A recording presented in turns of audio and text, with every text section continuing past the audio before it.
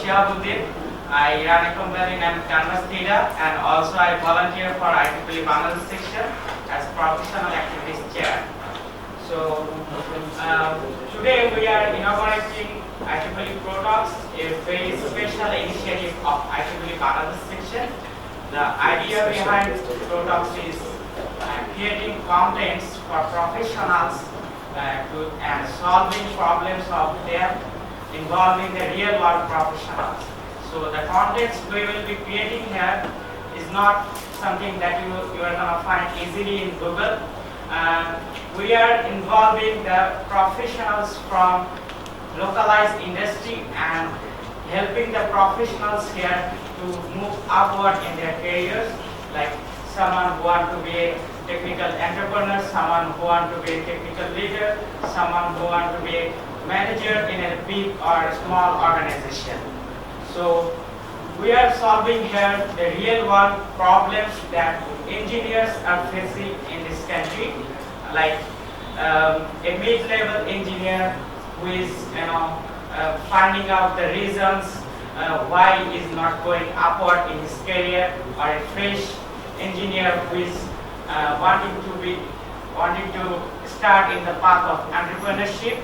We have in the whole day event like technical entrepreneurs who are super successful in their careers in Bangladesh, and we have in the panelists entrepreneurs from different areas of IEEE backgrounds, like someone from software, someone from hardware, someone from embedded systems, someone from solar. So later in the day we have technical leadership track where we have leaders from big software companies, leaders from big telecom industry people. We have covered everything that falls in the IEEE dimension. So in the later of the day we have the technical management track where we have leaders from big organizations like Robi, Bangali, Nitol Group, and big IT companies like IMS Health. So the day will be like a very much interactive session, and IEEE PROTALKS is actually involving you for you. So PROTALKS is actually an event that is covering you together, and PROTALKS will not be successful without your interactive and intuitive participation throughout the day. So I would like to request you to enjoy the day, take part in the discussions, and ask the questions that you have or you have spontaneously in the event, any kind of and ask questions to our speakers in the tea sessions. If you want to ask something personally to the speakers or panelists. With that, I would like to invite the person who actually have been involving us through this and helping us from last 10 months to launch this great initiative, Dr. Shaikh Anwarul Fattah sir, Chair IEEE Bangladesh section, to formally inaugurate this session.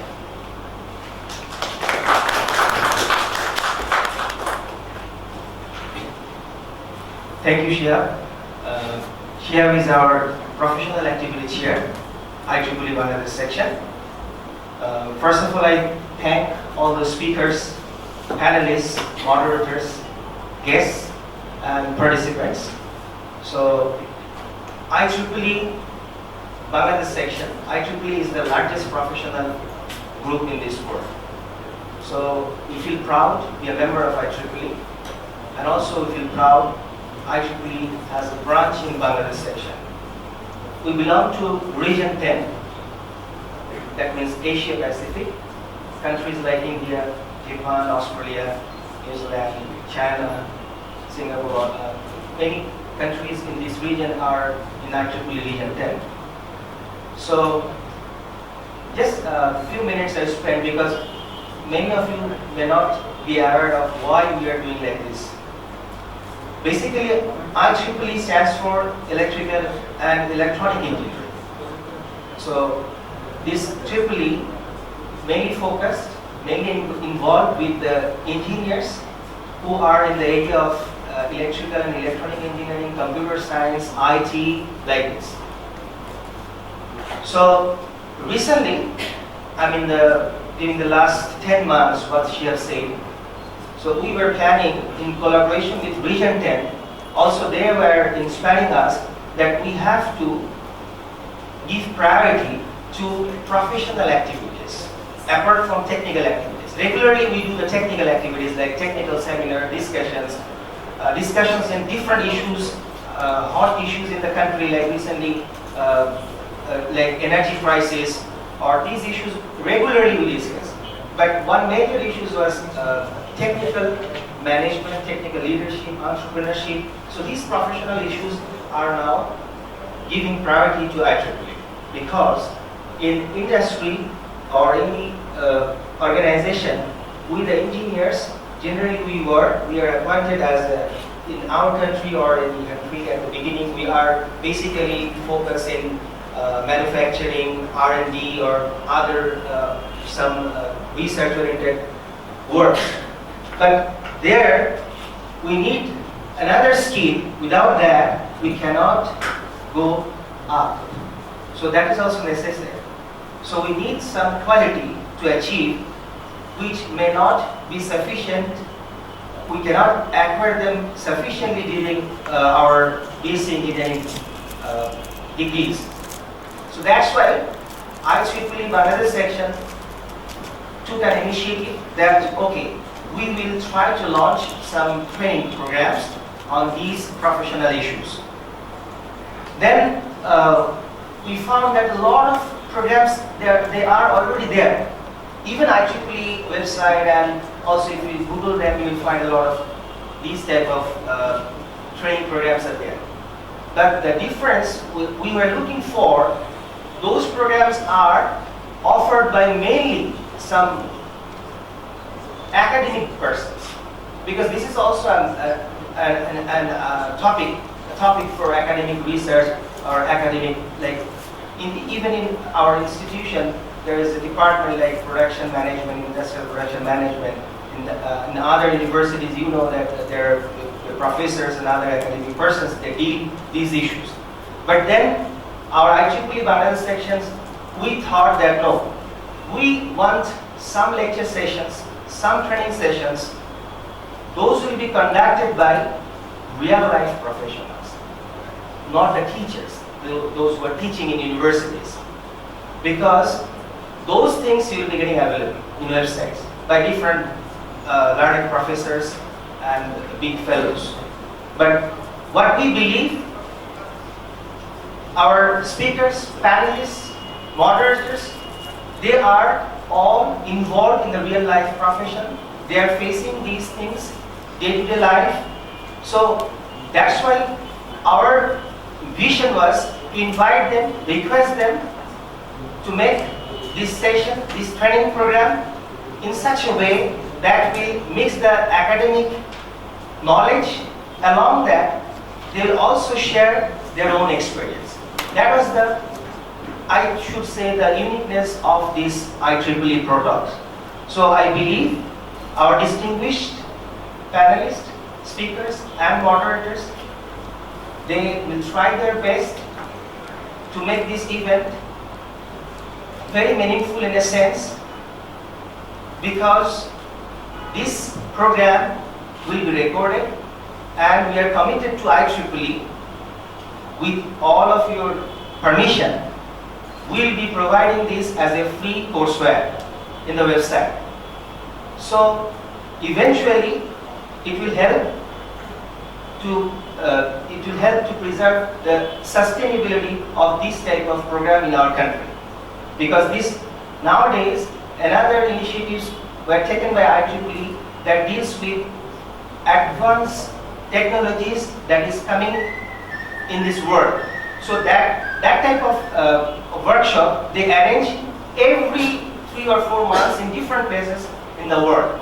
So when I was in recently in Sri Lanka and India, so I discussed with our Region 10 directors and all people. So they are very much enthusiastic. Even 2 days back we discussed with them. Actually they are waiting for our outcome. So they want to see how good this IEEE product can be. So they're waiting for that. So if we can make it very successful, then they are waiting, and they will take it to other different parts of this Asia Pacific region. So I believe our speakers and distinguished panelists and moderators, they will try their best. Just because as I said earlier, this program will be recorded. So it's just a polite, humble request to all my audience and speakers, moderators and panelists. So make sure about the timing.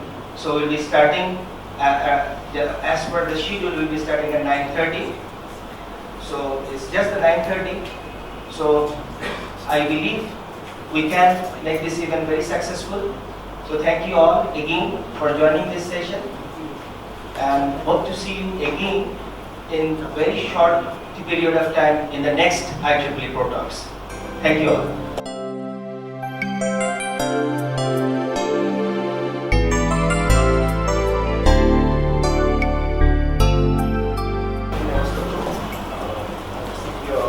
Services, please stay on the company. Thanks to IEEE for inviting me here today for this talk. So today, the topic I've been given to is technical entrepreneurship.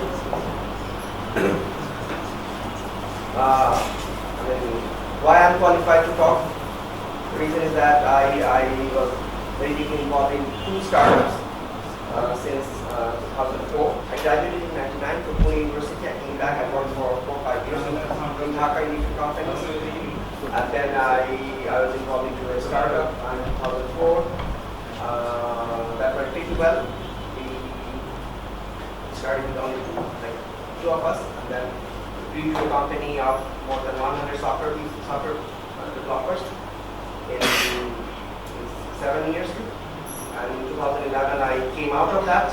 I started another startup with a partner from Switzerland, and that's Celis Software. And there also I started pretty empty, 2-3 guys, and then we grew again to 100 people now. So I have some experience with how to lead a startup, how to run a startup software company, especially software company in Bangladesh. So to begin with, this seems a pretty boring topic, technical entrepreneurship. So actually what I will be talking about is this: how to become an IT entrepreneur and still keep your pants on. So, being an entrepreneur in software industry, you have your own startup, this could take away your pants. So, yeah, this is not gonna be easy. So first, I will talk about why. This I.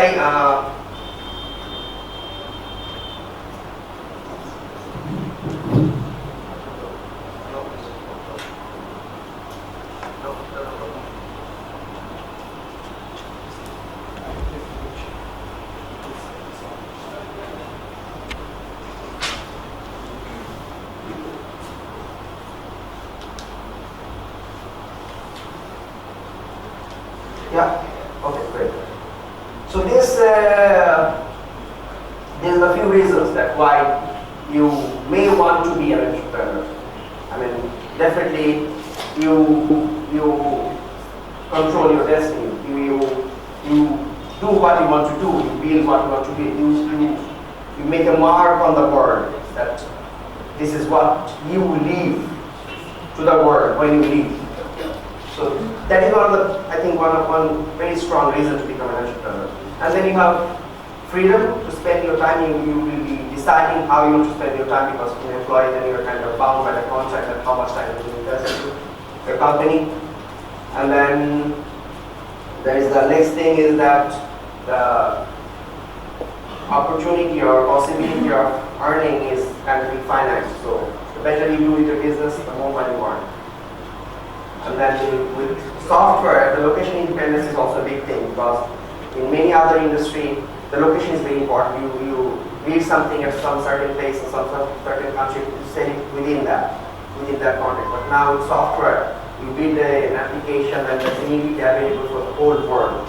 So the whole world is your customer. You can go out there and sell it to anyone. Your services, your application, your value that you add, that can be made available to anybody in the world at any given moment. And then, as I say, that a lasting legacy that you leave in time. So build something really big. And these are, I mean, I took them from somewhere in the website. There are very different lists. There are a list of 21 reasons that you should be an entrepreneur. It's a very small list, 5 reasons. So let's come back to where we are. I mean, let me give one very concrete reason that why somebody would be deciding that why we should be an entrepreneur. So we love our job. I mean, everybody, many of us think that okay, doing a job is very nice. So what happens when you're in a job? And there's a very nice quote that there are 3 most harmful addictions in there. That's heroin, carbohydrate, and monthly salary. These are 3 biggest addictions.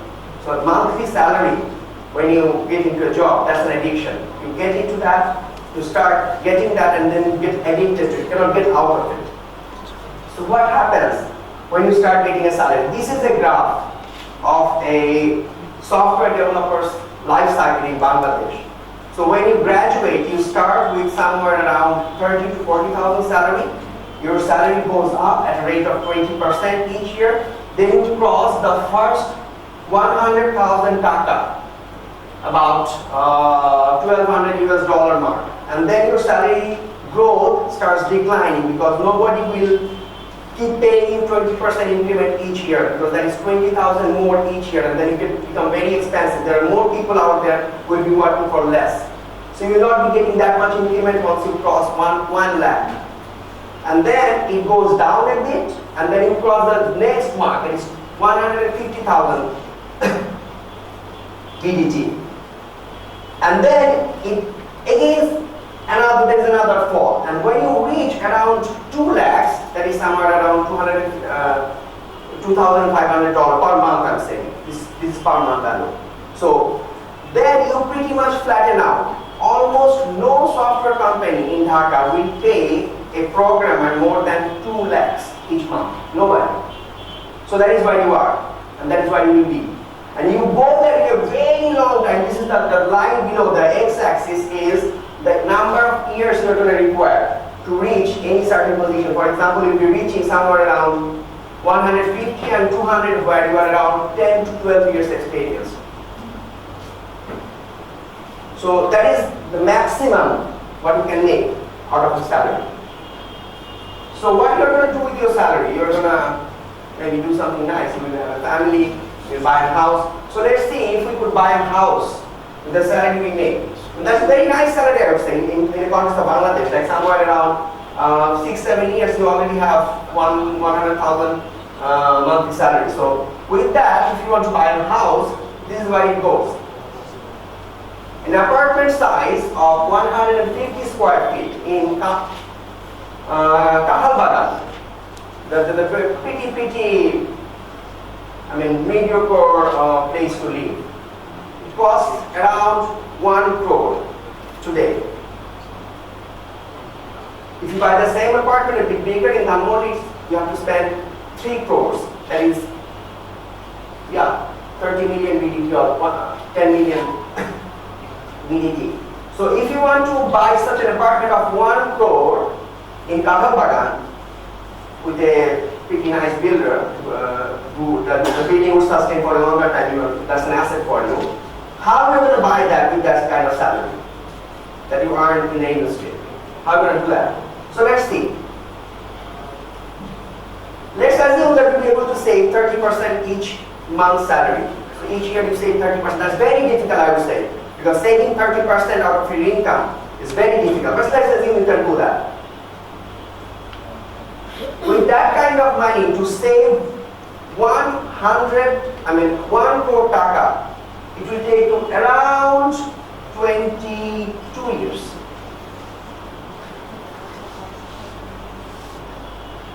I mean, definitely you could say that, okay, I'll take a loan at some point. So to take a loan, For 1 crore, you have to pay 3 million, that's 30 lakhs as a down payment. So to do that, you will be somewhere around, I don't know, 12 years line, that you will be saving 30 lakhs. And then you have to take a 70 lakhs loan, and you will be paying 48,000 each month as a installment, which you cannot take at that point of time because you will not be earning that much, so you will not be able to take a loan. So that pretty much says that being a salaried person or employee, you will never be buying an apartment in Dhaka. Zero. You won't. Period. So that's one strong reason in our context why you should or you must become an entrepreneur. I could have told many nice stories about entrepreneurship, but I didn't. But this is a very strong case for being an entrepreneur. So let's move on. So what it is like to become an entrepreneur? What you have to do? As I come from a software background, the discussions and topic I'll be talking about will be mostly around software. So you have to take some part of it out and you can put it in a different context, for example, engineering or electrical engineering. But I didn't try to approach those areas. So, ingredients that you will need to become an entrepreneur. I believe the ingredients these are the ingredients that you have to have an idea, then you need a plan, and then you need very strong patience, because that will kind of make sure that you will be able to finish what you started.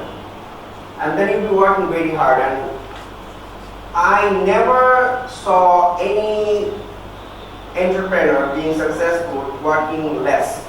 You'll be working more than when you work as an employee. You'll be working a lot more. And as I say, like 100 hours per week, and that's not a 5 days week, that's a 7 day week. You'll be working all day, every day. And yeah, and then you will need traction. So I'll explain later what traction is. The traction proves that your idea is working. People like your idea. And then that will only allow you to move forward. And then you will need a very thick skin, like a rhinoceros. Because people will be looking down upon you because you will fail as an entrepreneur. You will fail. And then when you fail, the people will come and look at you and say that, yeah, like you tried that and come on, you could have kept that job and do much better. So you will fail and you will iterate and you will try again, but people will look down upon you. Very close people to you, your father-in-law. So yeah, the idea is like, yeah, every morning I come up with new ideas that could change the world, but that doesn't sustain, that doesn't work out. So to have a good idea, for a good idea, what you need is to find out the gap, that what is missing out there in the world. That's a very simple thing that is missing. I mean, the Uber, they come up with an idea that, yeah, people are traveling everywhere and they could just take another guy in the car and drop them somewhere else. So that is the missing idea. So you need an idea that is missing in the world. It's not some fancy idea that you came up in the morning when you're in the shower. It's not that.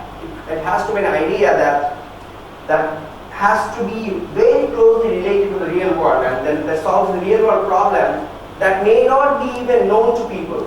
People may not even know that there is such a problem. So you could solve that problem by giving that idea, then people will say, okay, yeah, this is a much better way of doing things. I mean, this thing, for example, the Uber thing, that I don't know why people never thought it before. It was always there, people were always traveling from place to place within the city, but nobody ever thought of it, and they did. And they came out like a storm and took everything over.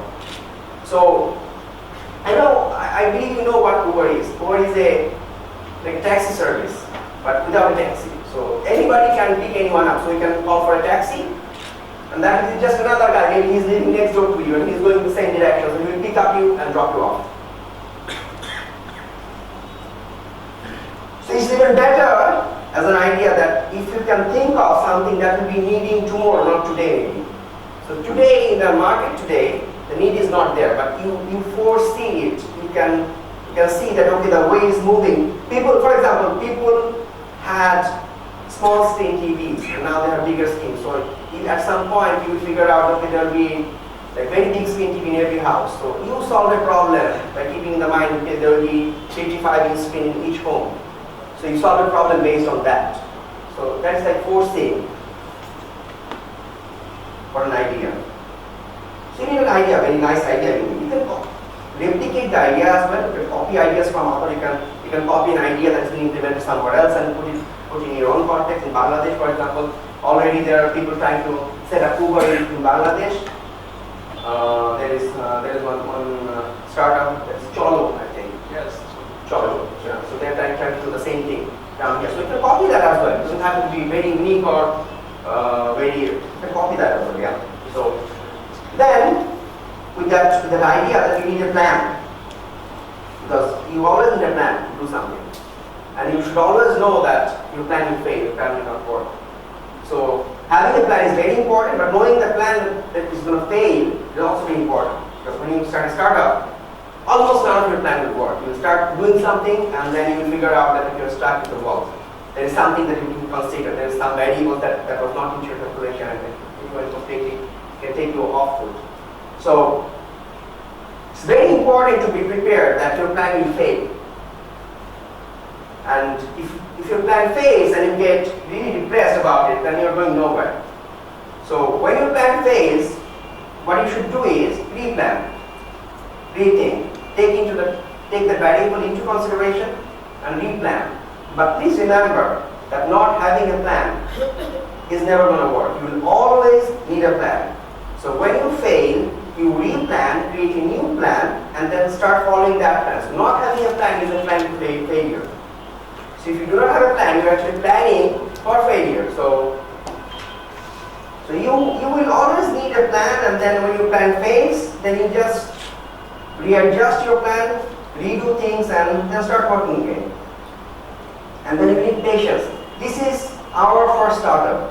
That was in 2004. We were in a small house, and then we just had one room and a veranda. That is the place we're looking at is the veranda. And that was completely open. So we bought our first air conditioning because it was very hot. We saved money for a few months, and then we bought air conditioning. And then we could put that in the room, and the veranda there was no air conditioning. So we put a fan to pass the air through. And the curtains you see on the outside, that was given by my mother. My mother gave the old curtains. So we put those curtains on the back. And those curtains, we couldn't hang them because there was no infrastructure to hang them. So we put some books on top of them to hang them.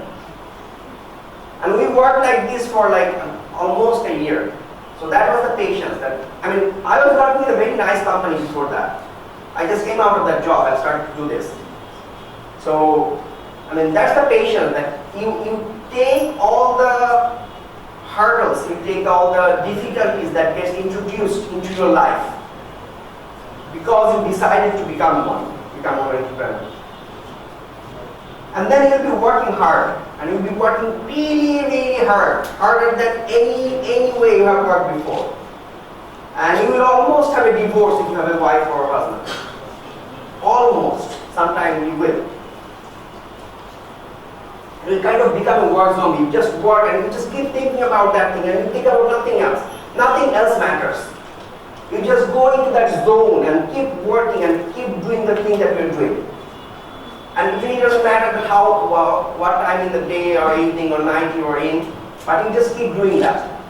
And it's not that you are pushing yourself to do that, because it's not that you are really fighting against yourself to do that, because you are actually feeling to do that. You are passionate. You are on fire. So that is how it happens. The dynamics is amazing. If you look back, maybe 10 years when you become successful, you look back to that time, you will find that was the most amazing time you had.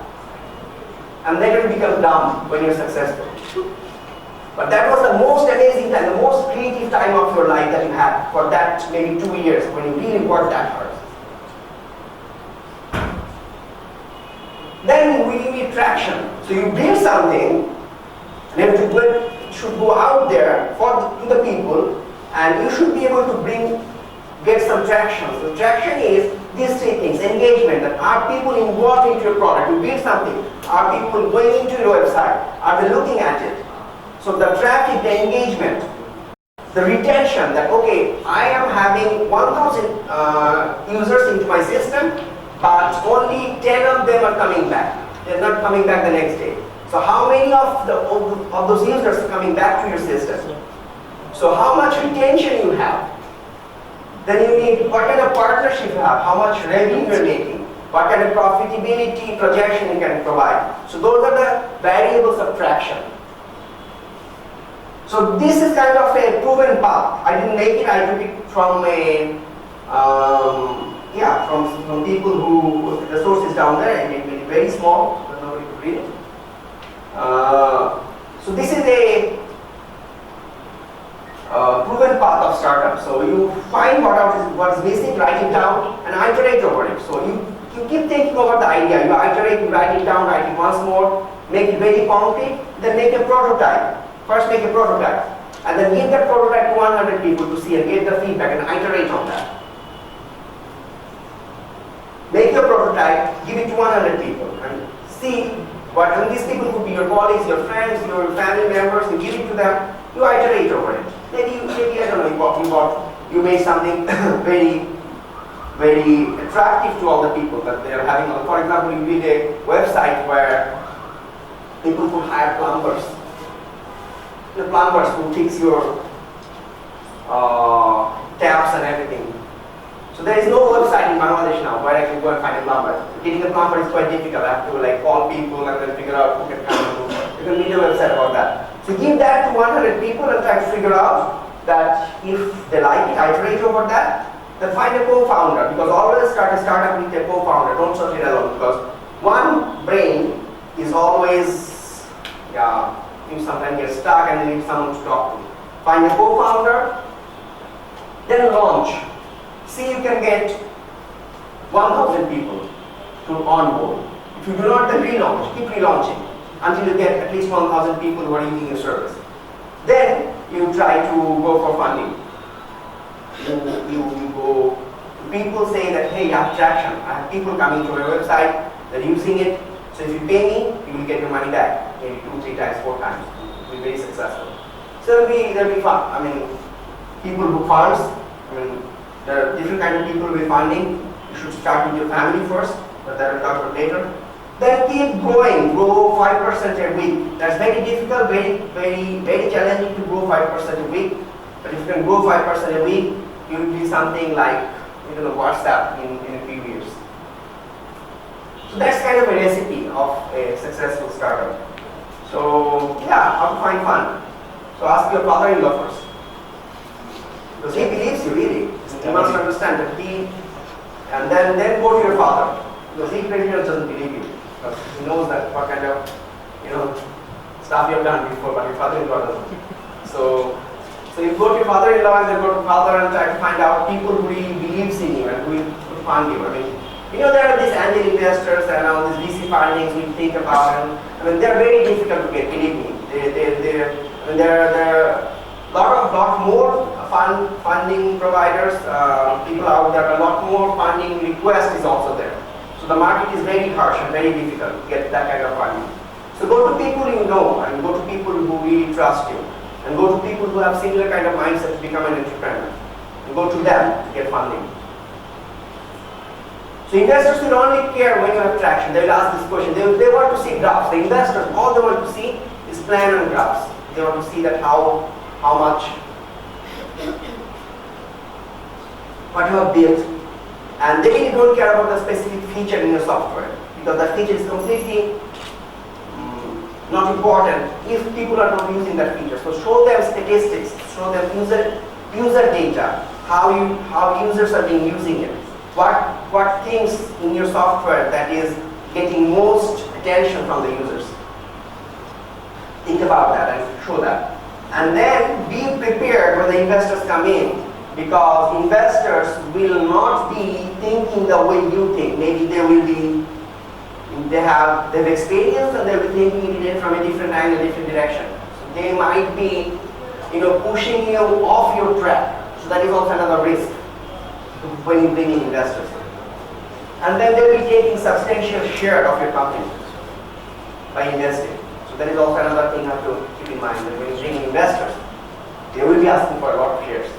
And then the later phase you go to investor, it's better for you, because then you already have some good traction, good user base, and then you can claim the value to be higher.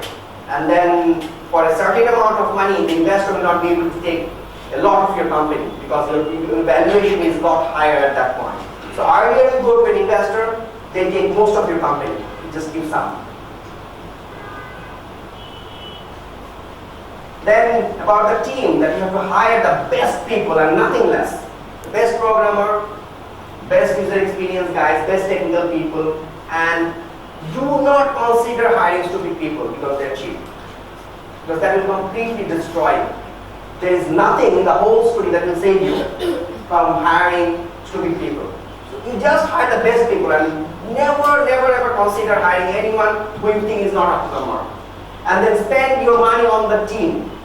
Spend nothing on anything else. Don't spend it on anything else. Just spend on your team. Make them very happy, pay them good salary, take them to trips, take them to like lunch and dinner every week, and then have fun with them, and make them really happy and really passionate about what they're doing, because they will be your assets. They are your assets. They're building stuff for you. So you have to believe in them. If you bring in 2 managers and 5 people to manage the team, then the team has to be completely self-organized. There cannot be any manager or anything in a startup. It has to be fully self-organized. You have to make sure that your team is really passionate and really right kind of people who have right kind of communication and wavelength with you. You have to be on the same page together with your team who will build the software for you. And then never lie to your investors. Keep them really engaged. Give them very early preview of what you're building. Show them that this is what I built last night. Show them the immediate next day. Give them access to environment where your software, your application is being deployed immediately. And then you show them that, hey, this is what we built and this is how it is acting. How people are reacting to what we built. So give them very early feedback. And listen to their advice, because they have more experience, and they will immediately see when things start to go wrong. They will see that, okay, this is where you're making a mistake. Maybe you should not invest more on this, invest more on that. Take this advice from them. So keep an eye on the market change, because market will always change. People are always working, and when you come out live immediately the very next day, there will be 10 more people building the same thing. So market will keep changing all the time. Where you build the software, where you build the product. So you have to look at your competitors, and if you see something nice built by someone else, don't feel shy to copy them. Just copy everything you see nice. But keep your USP. Your product should have a unique selling point. Why your product is special? The other day I said that like Gmail, Hotmail and Yahoo both have email services, and then Gmail came. And they gave nothing really special, the same free email service. But the only thing they gave is that 1 GB storage space. They completely took over the whole email thing. Yahoo and Hotmail got closed. So,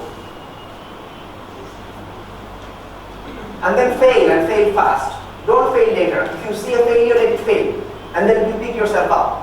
Don't carry over a failure and try to fix it, duct taping it, because you will fail eventually.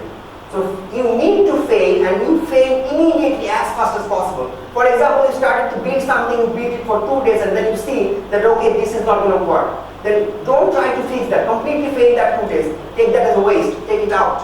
And start doing things new. Start thinking new. Don't be reactive. Don't think that, okay, if I spend these 2 days for nothing, then I'll be in trouble. No, you'll be in bigger trouble if you keep that thing. So I'm pretty much at the end, so this is why I'm an entrepreneur. I'll read it. Thank you all.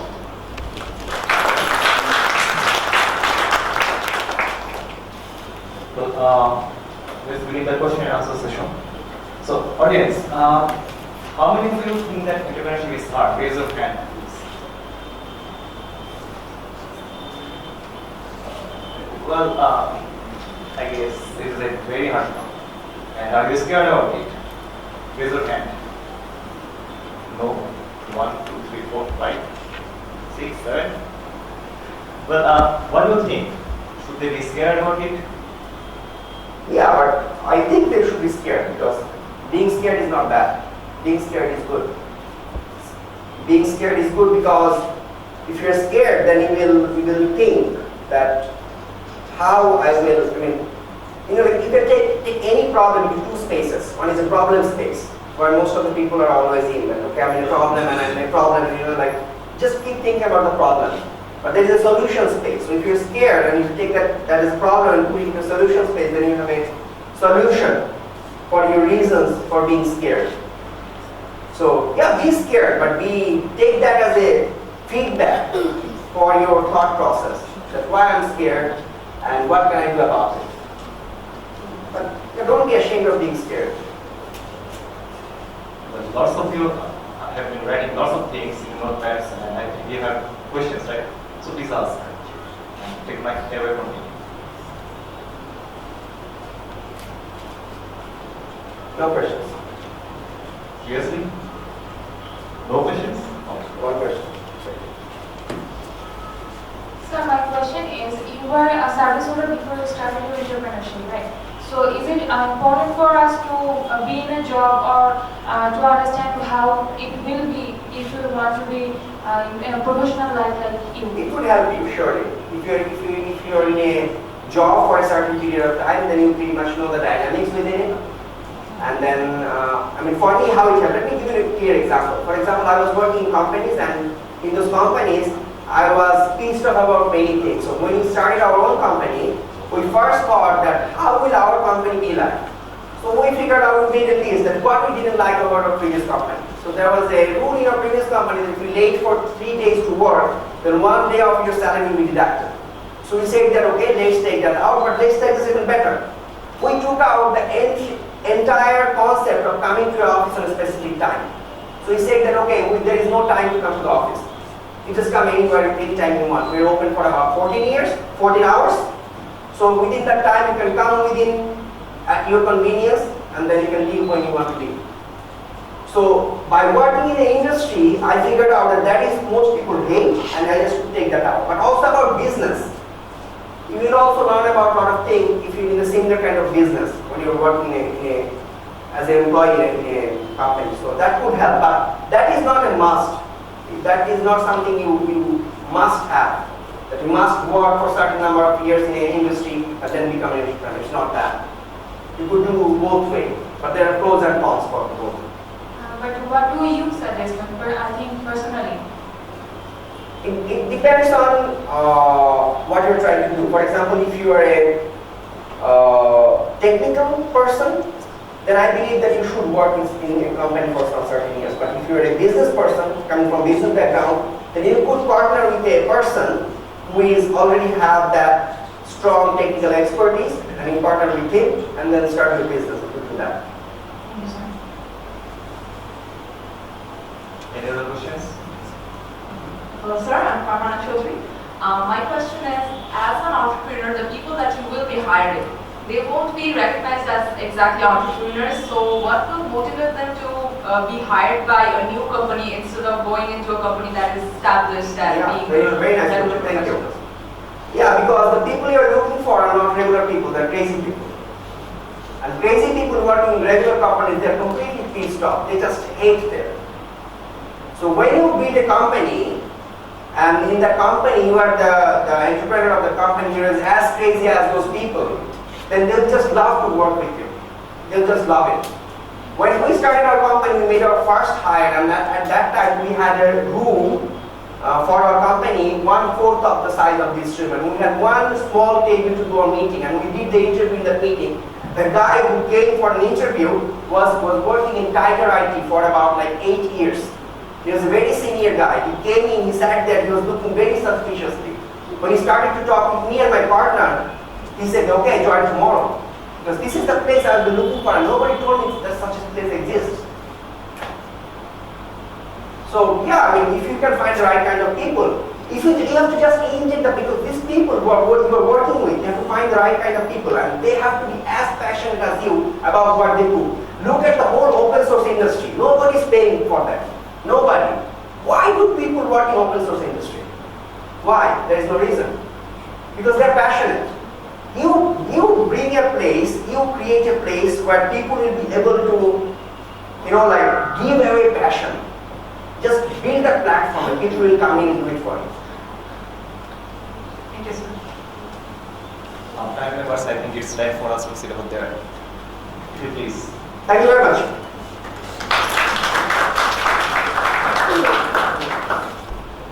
Between ourselves, between panel members, as well as the audience. So, Nita, we have been working to create bridge between research and industry, right? So, we have heard that you can just copy something, or it doesn't have to be complete innovation or something. So, how do you actually find that? I mean, how do you conduct the research first?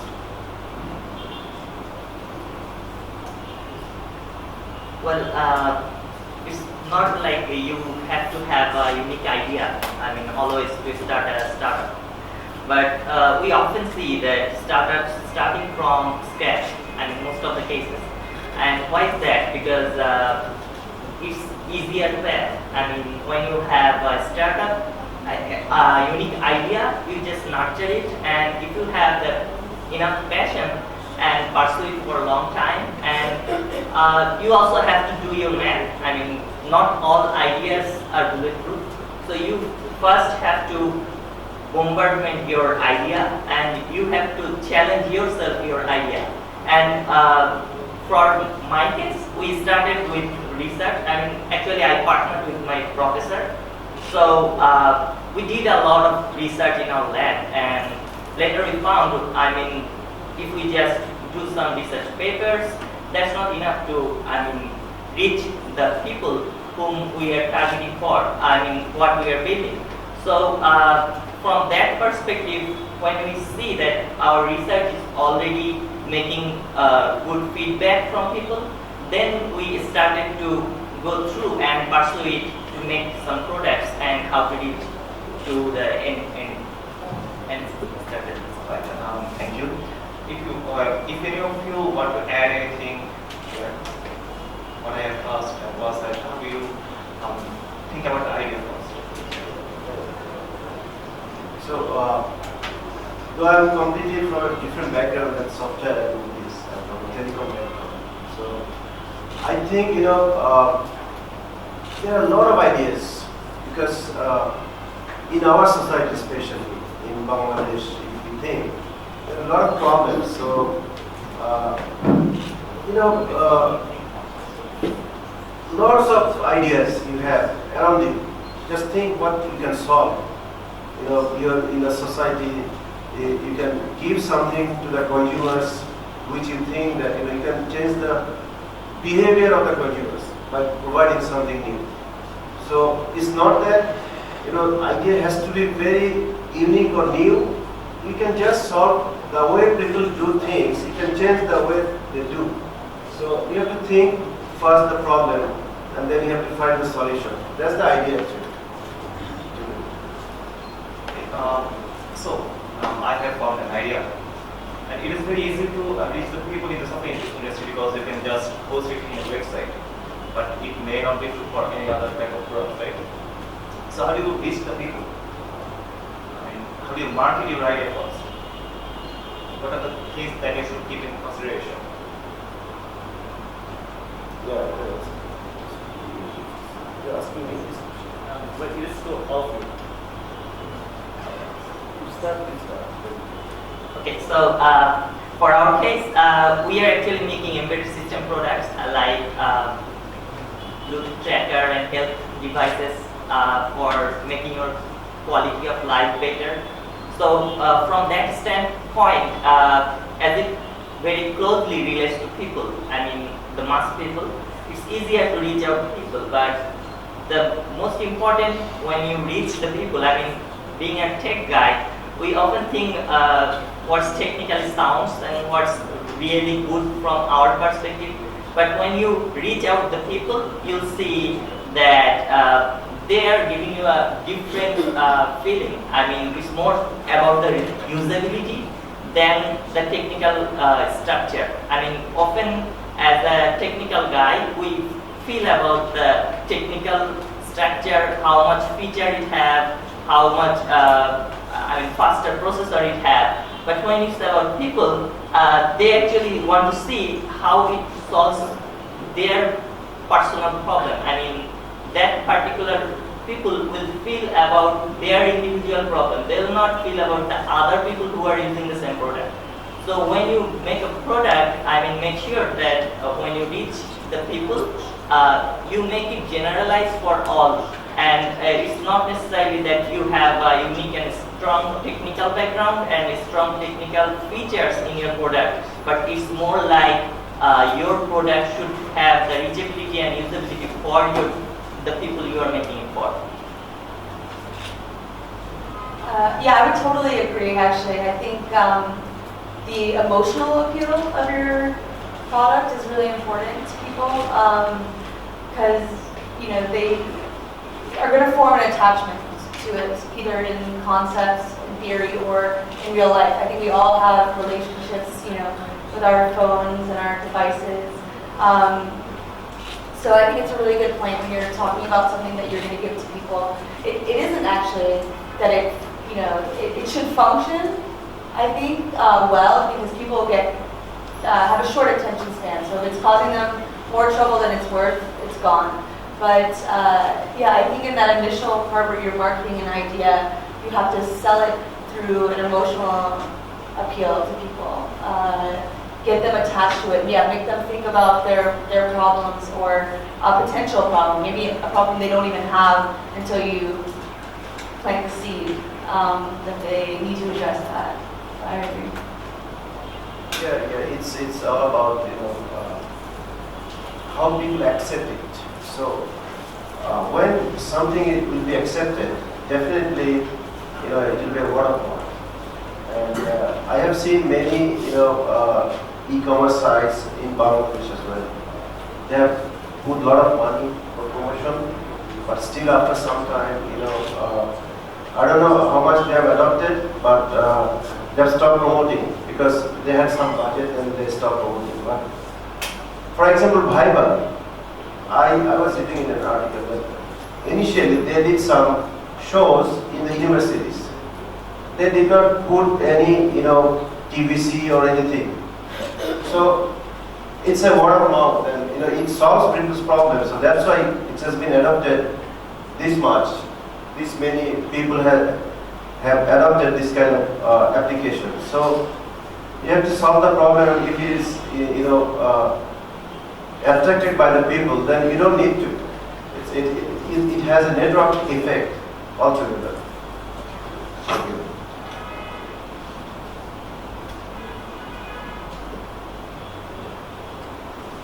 Because I come from China, so after 2000, in China also pollution also is more and more.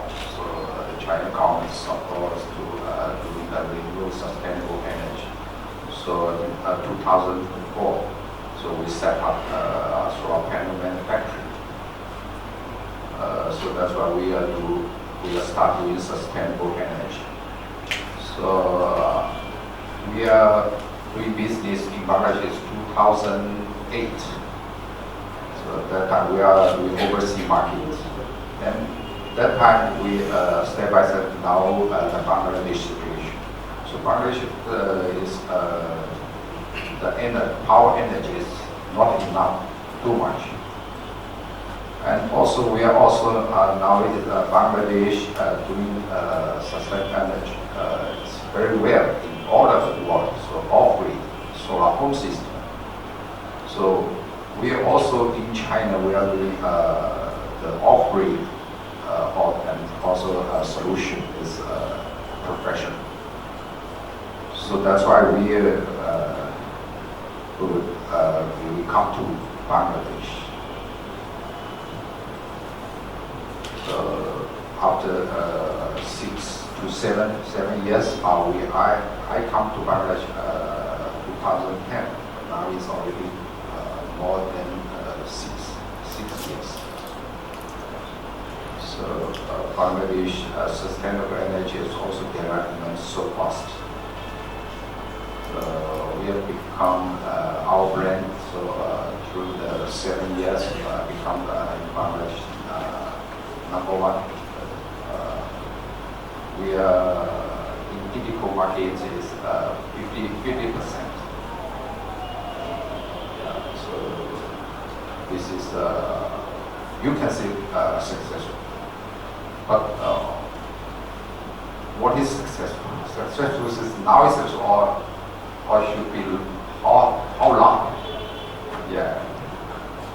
So we also get some money. So we want continue this kind of sustainability. Because sustainability is very important for Bangladesh. So because Bangladesh population is too much, but land is limited, and also it's too much water. So sustainable energy and clean energy is very important for future Bangladesh. So we are doing this industries not only just for business, only benefit. You do something should be Bangladesh, help Bangladesh to develop and also for future nature. So you must give some achievement to Bangladesh, not only for yourself. Development should be together. In that case, you will be success.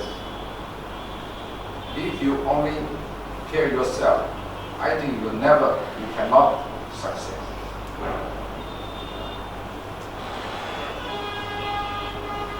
Thank you very much.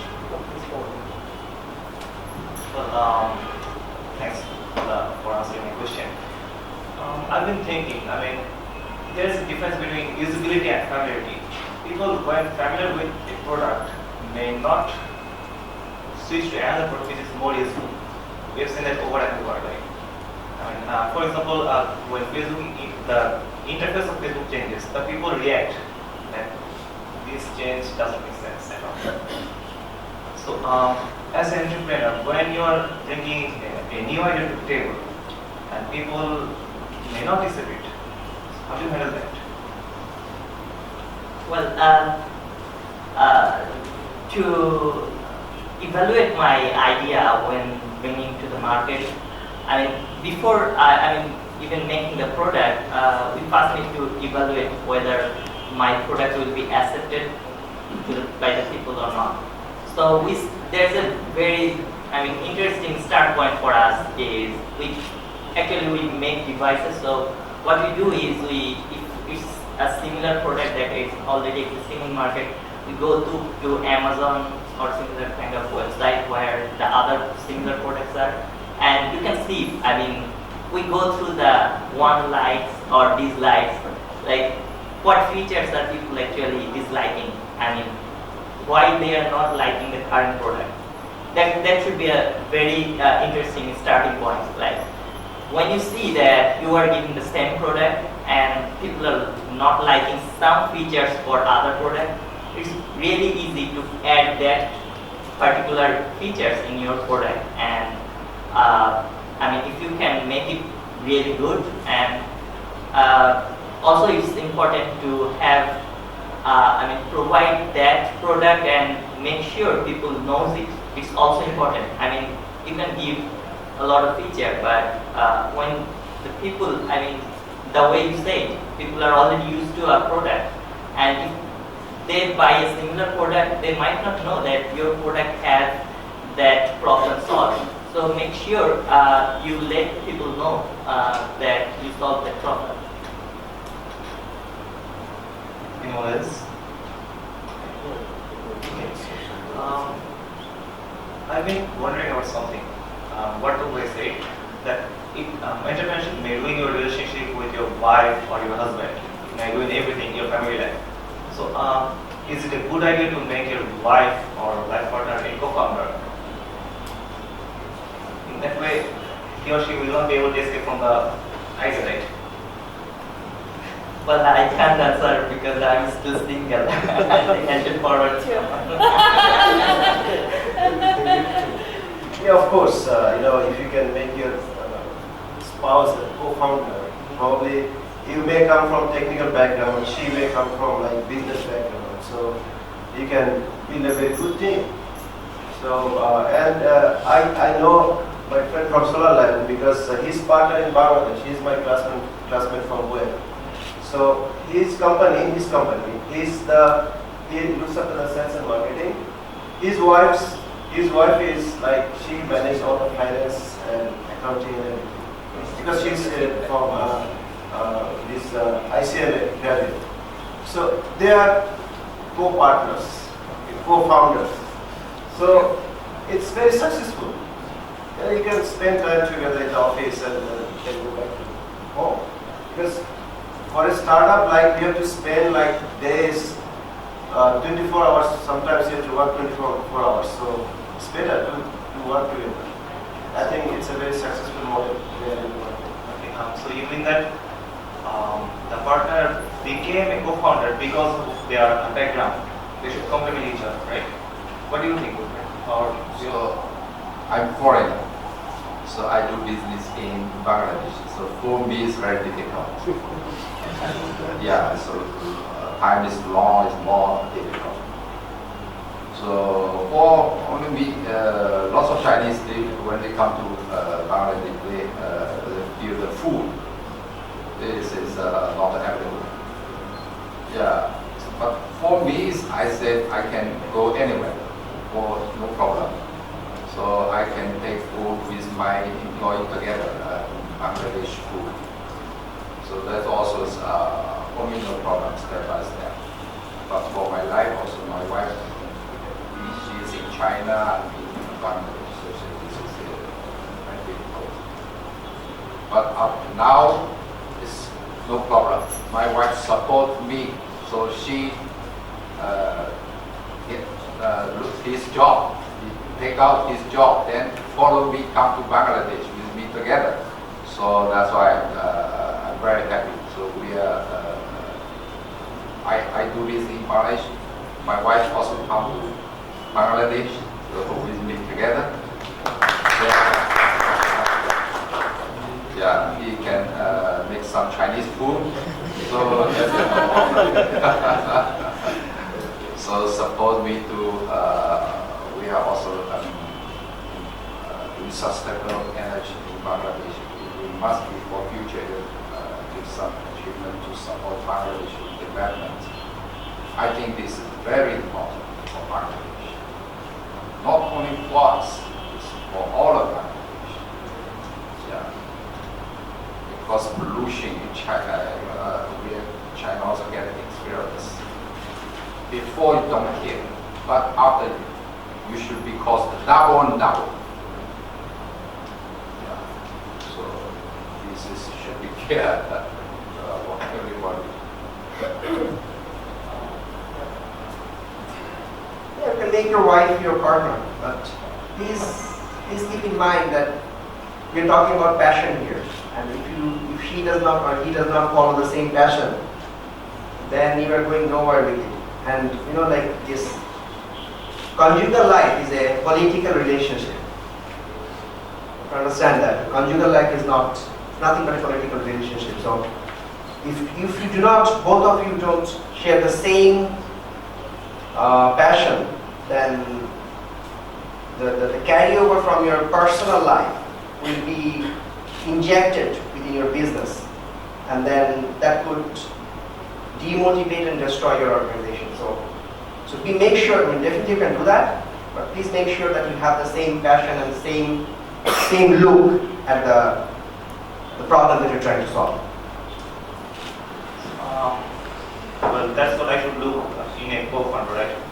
We should have the similar passions. But when choosing a co-founder, what should I do to not make him run away with the profits? How do I create the trust between the co-founders? Because it's my idea. Why should I share it with someone else?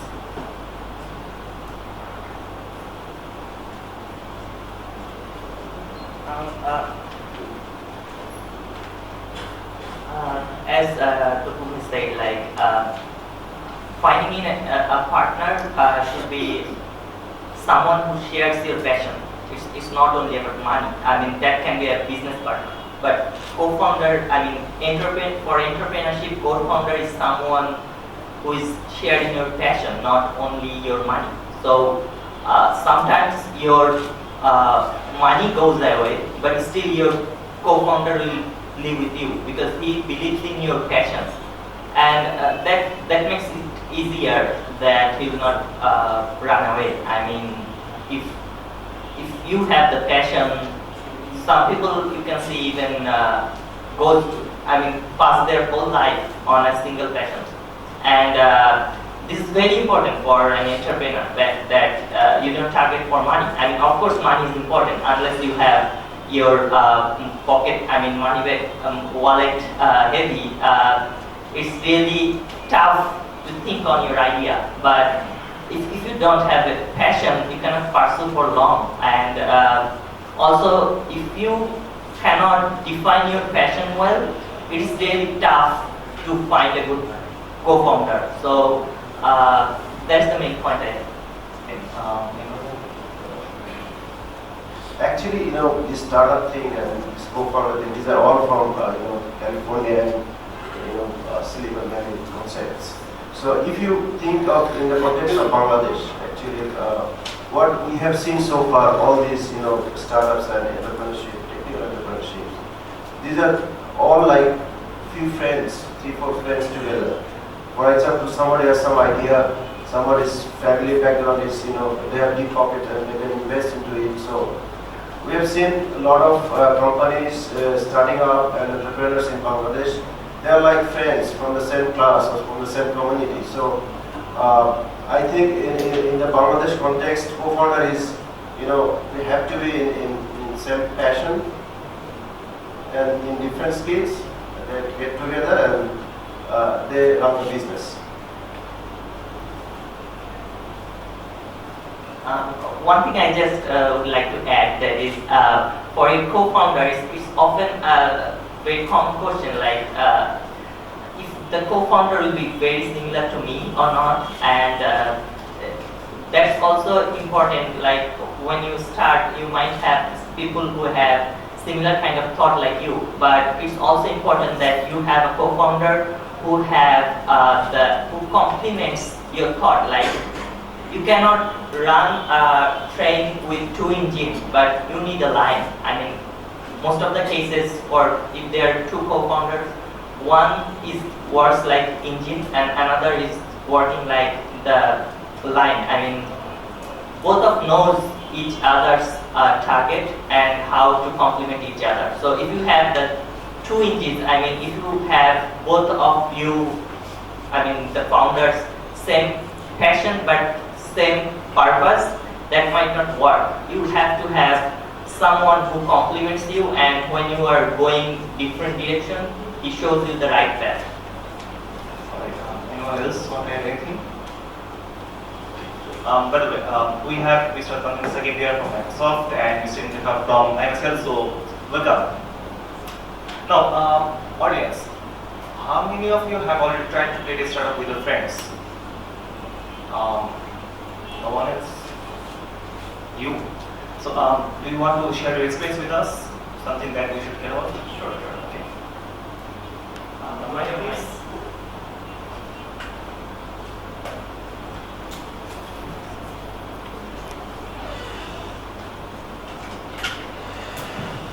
Hi, I'm Indika Sadikin. I will be presenting technical management in the afternoon.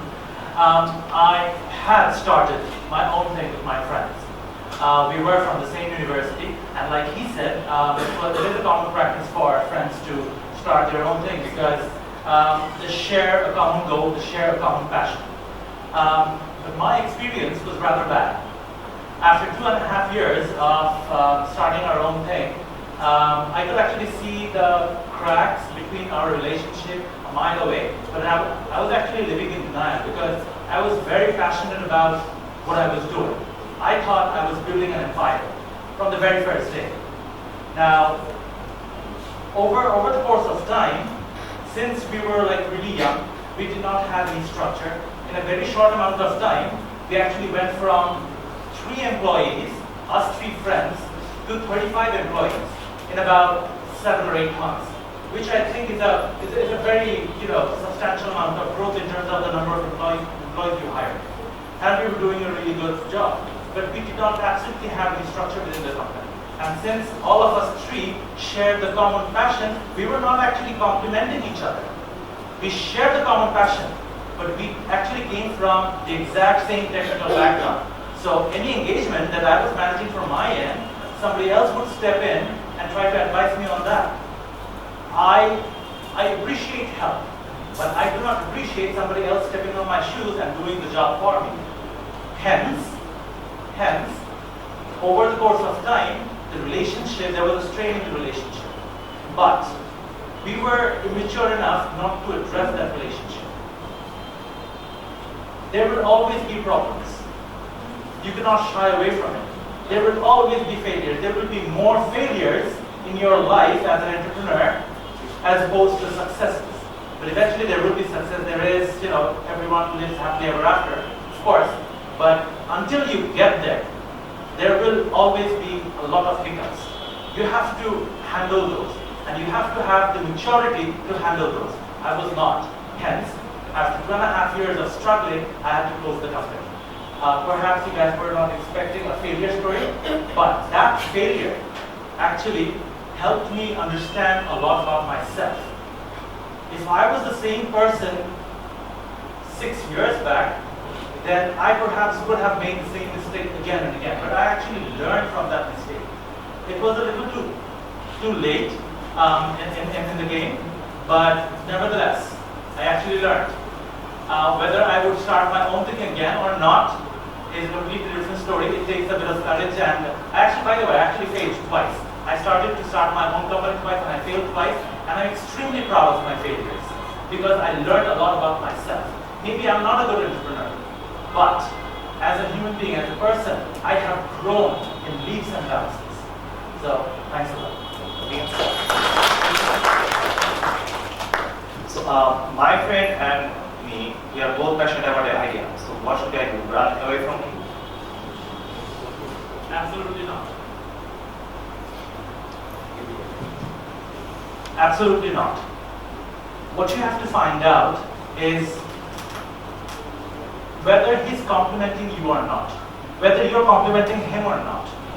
You should not step on each other's boundaries. There is a circle around you which you respect, which also he should respect.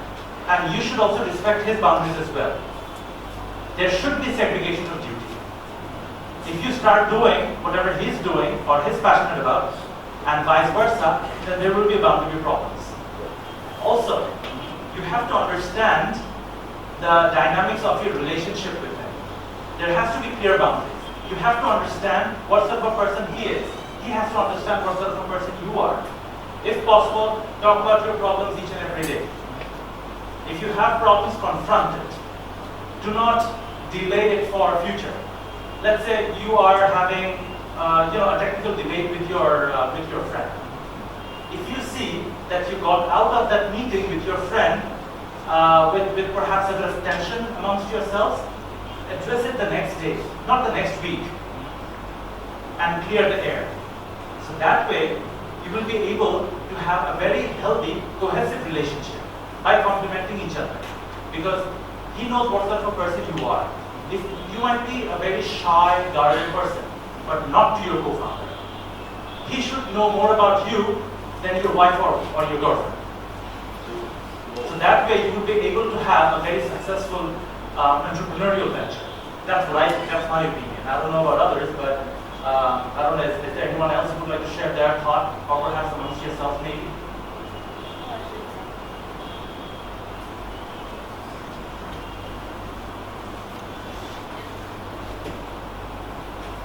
Yeah, I think that's a really important point.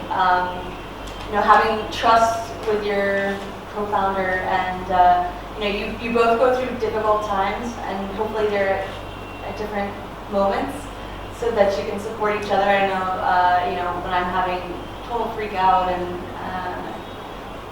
I'm really worried about something, and co-founder is calm and has a plan and is taking it in stride. I think it helps get through the difficult points.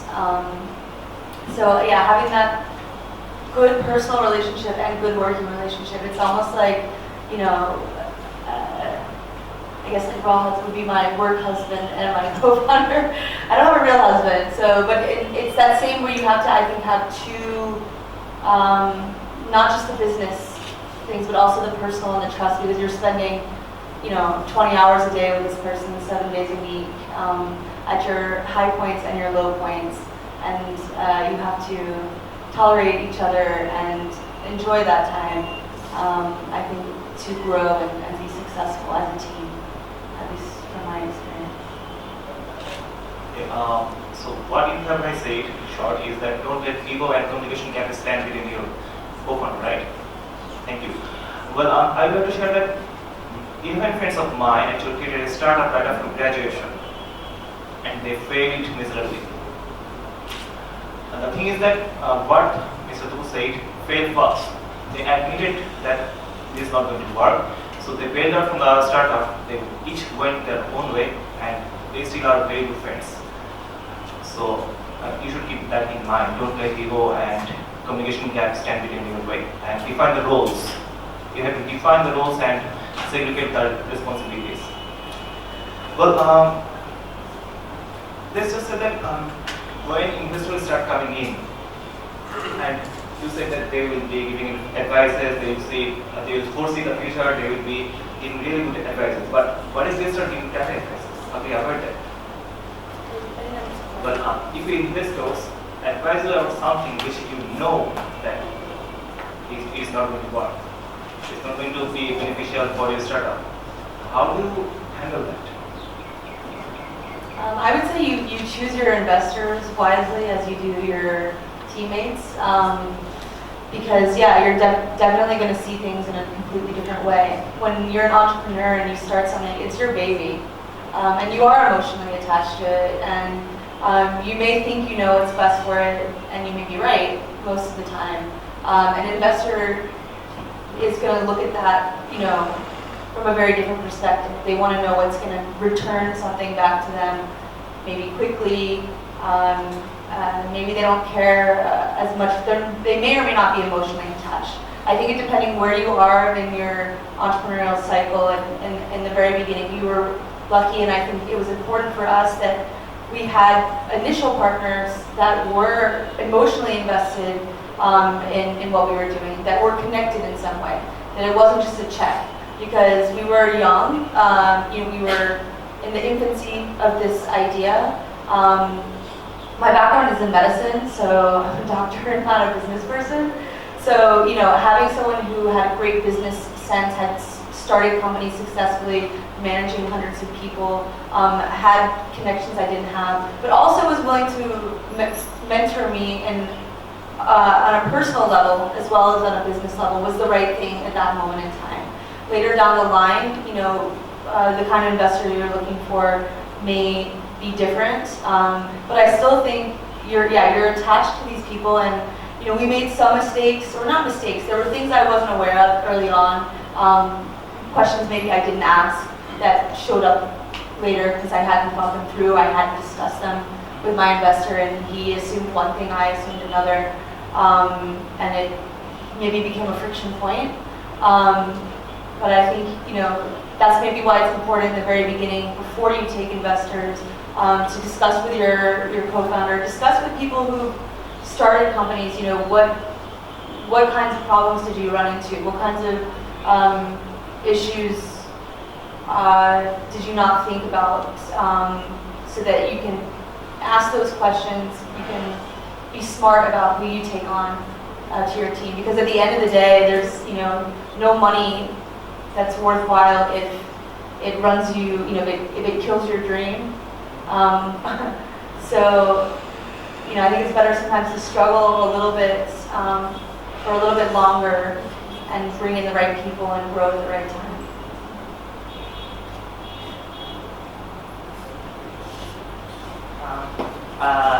As my company is in USA, and the investor culture is very strong built there, so I had to work a lot for the investors.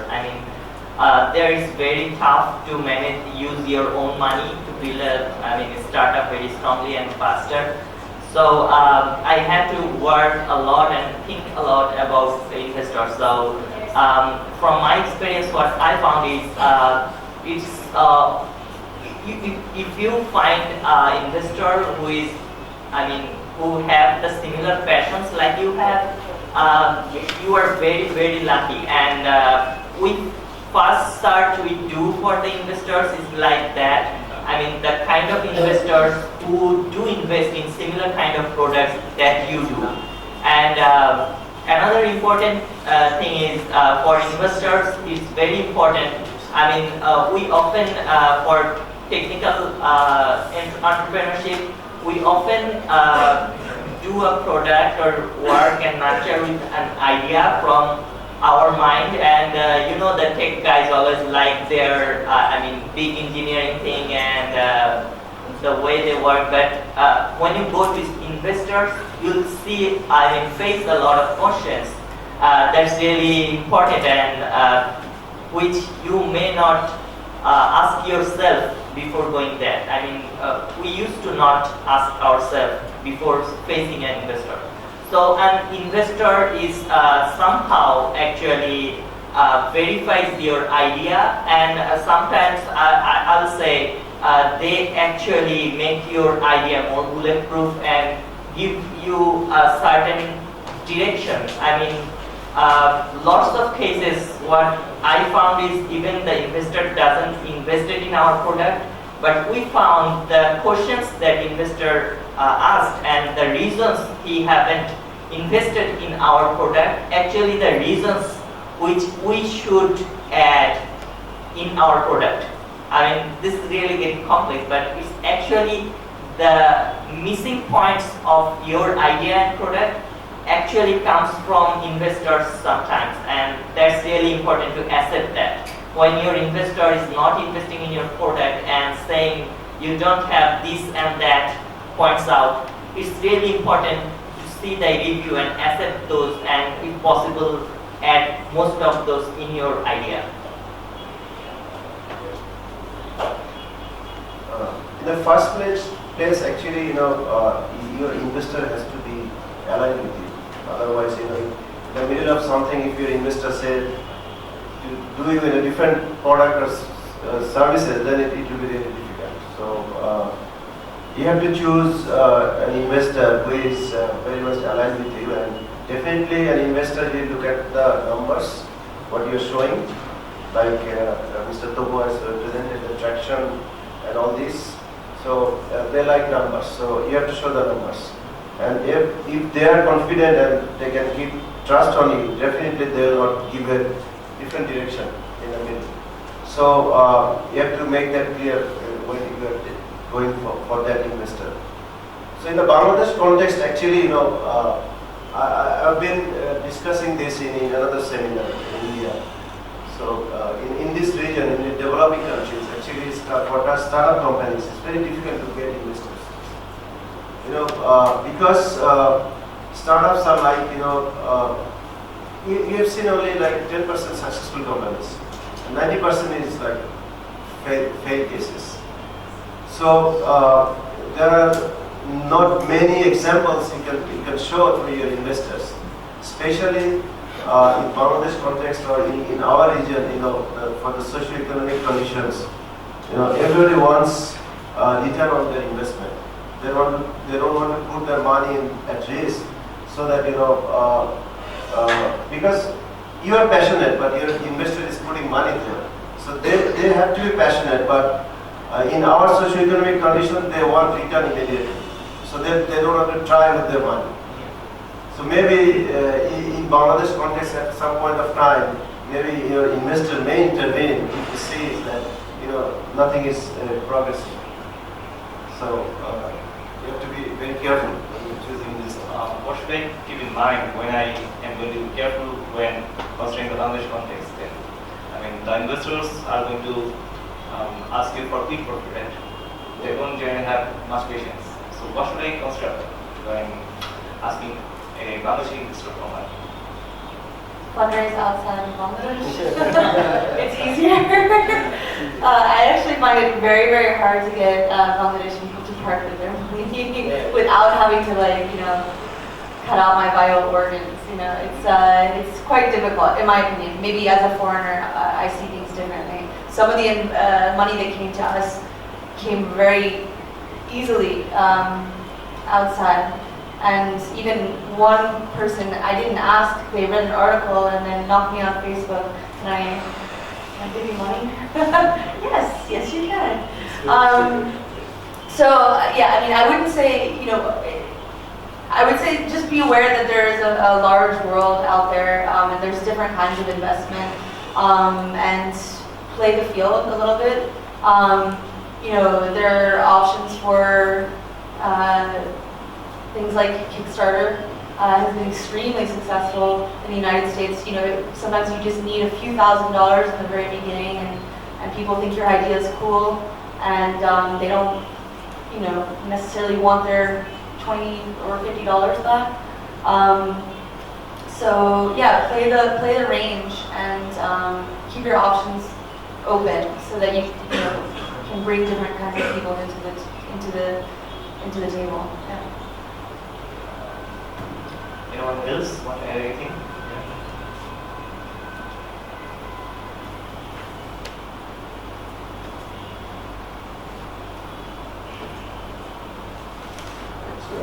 We are Norway. We have partner in Bangladesh. So because he is our agent in Bangladesh.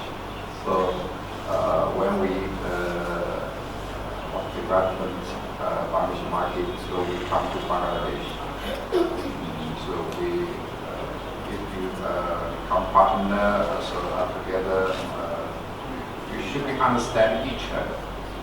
So we also should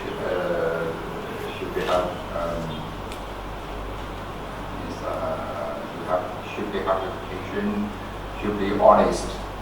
So this is if nowhere is the basic of this honest, you cannot become partner.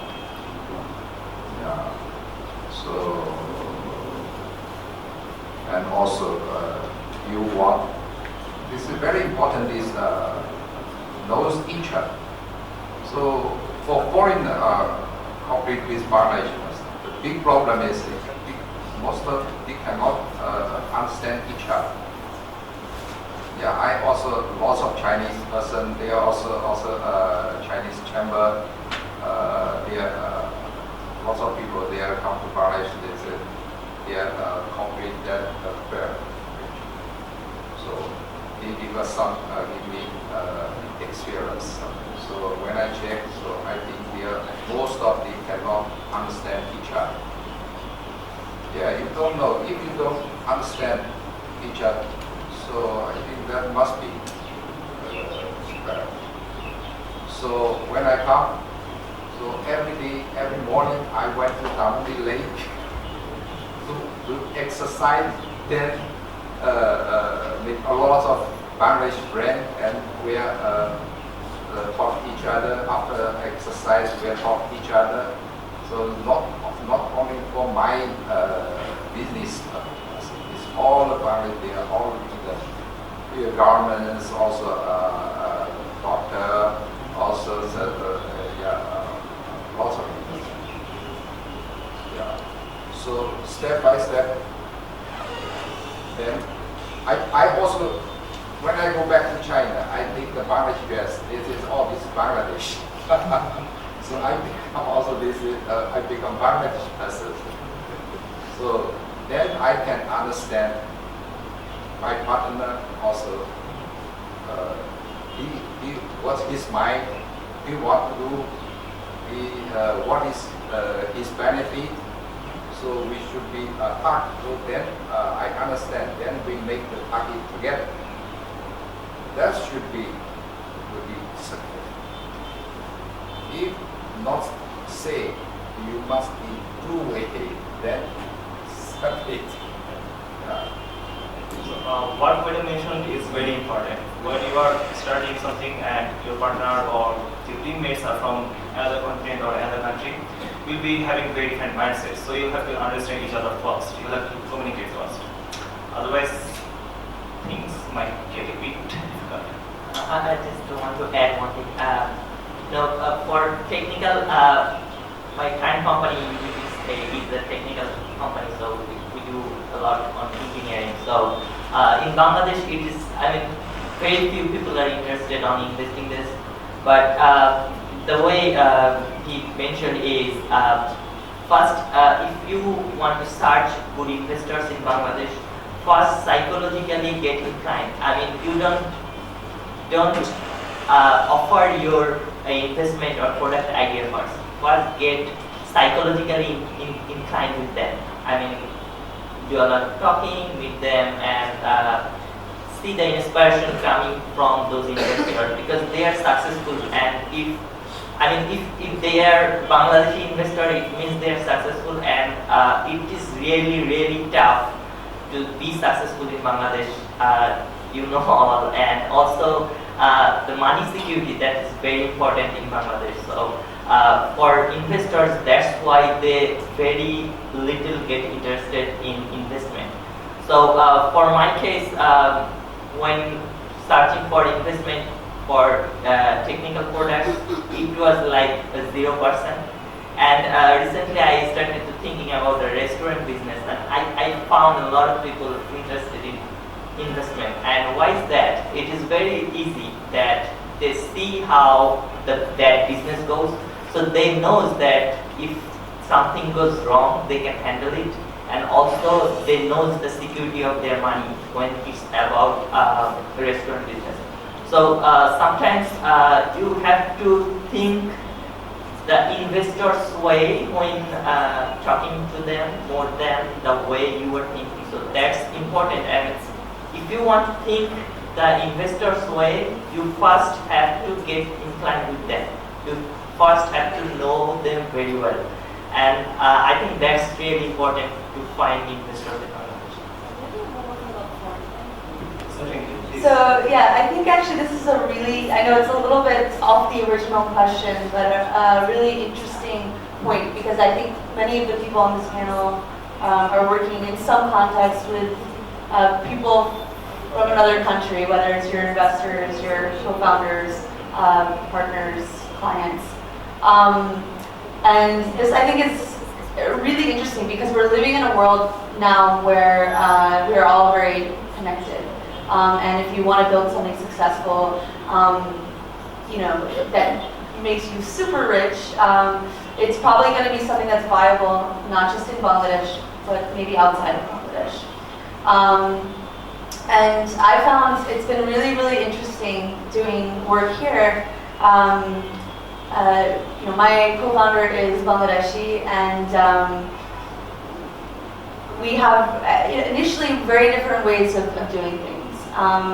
And there were things that I got in trouble in the office with some of our partners because I was very direct, or because we'd go into a meeting and think, let's start the meeting immediately, and I didn't ask about someone's kid at school, how they're doing, that I was going too quickly into business.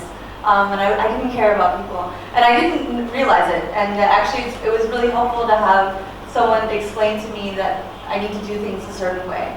At the same time, I think I was able to bring some things to the table as well, and challenge the way things are done, or the attitude. Sometimes, I found that some of the people we worked with would say something was impossible before we even tried it. And I come with this very American attitude of everything is possible, we can do it. And I think that was good as well. I was recently, I guess, actually with Shihab, when we were in Kenya, we sat with some people from Facebook and Uber, and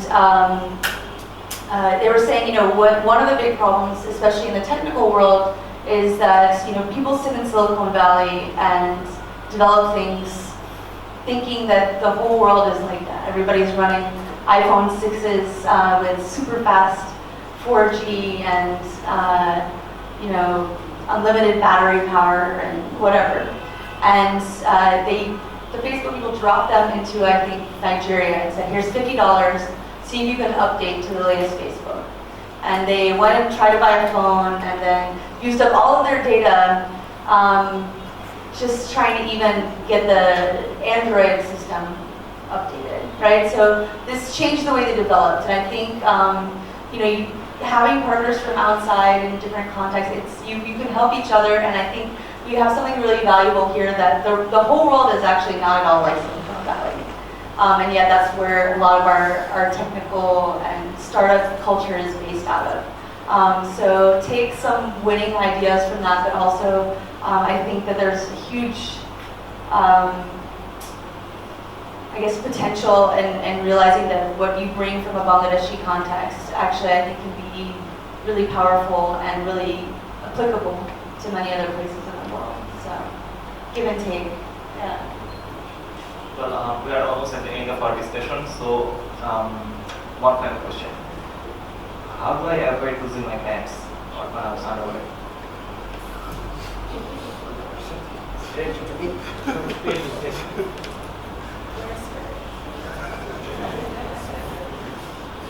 Wear a skirt. That's a good idea.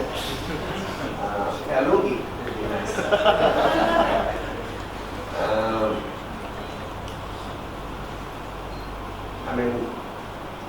It will eventually get very hot. So know that it will be eventually get really hot for you. So you're kind of prepared that it's going to get hot, and you start looking at it not only from a look at it a bit critically, look at things a bit critically to project or already think of it that how it's going to turn out in maybe 1 month or maybe 2 or 3 months. Try to figure that out. And then when you're into trouble, never keep it to yourself. Start shouting. Shouting is the only thing that helps. When you're in trouble, start screaming that, hey, I'm in big trouble, things are going wrong, so please come up and help me. So get help from anybody out there, could be your partner, could be your investor, could be your wife, anyone, but get help from them. And not try to show in a way that you're Superman and nothing beats you. So when you are starting to get beaten, bleed. Let the blood show up on your face that you are getting beaten. And when you are getting beaten, try to get help, and then make sure that you never make the same mistakes over again. So when you see that you made a mistake and you, for example, you figured out that before going out to the public, I should really have a demonstration with at least 1,000 people. So for releasing the next feature, don't try to push it out immediately to 1 million people before you try it out with 1,000 people. So try the tested path that you have learned already, and keep your learnings in your mind. Don't forget them, because when you're, that's the easy trap for success, that you fall for your success. You feel successful, empowered, and then you start making mistakes.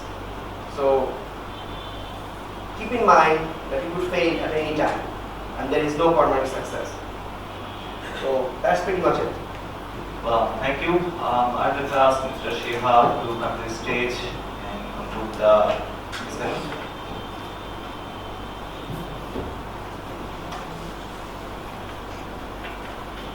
you, Amit. We really had a great session today. I hope you have enjoyed it.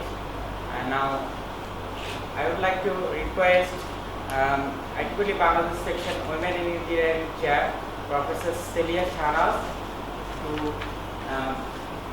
give praise to our speakers, honorable moderator, and panel speakers. So first, Celia ma'am will be giving praise to Shadi Nawaz Kapoor, CEO of Civil Link Services, honorable speaker of our first session.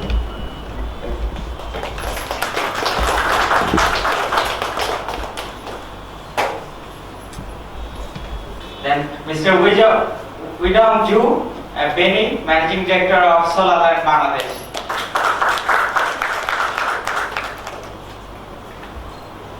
And to Ms. Mohammad Hasibul Rashid, Director and Chief Marketing Officer, Novotel.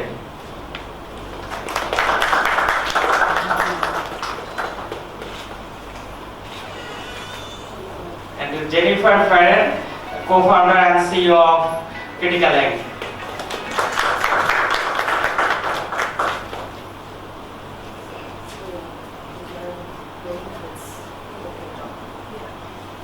Then Mohammad Miftauddin, co-founder and CEO of Rubis Drinks Incorporated. Then to Amit Shil, lecturer IIT Dhaka University.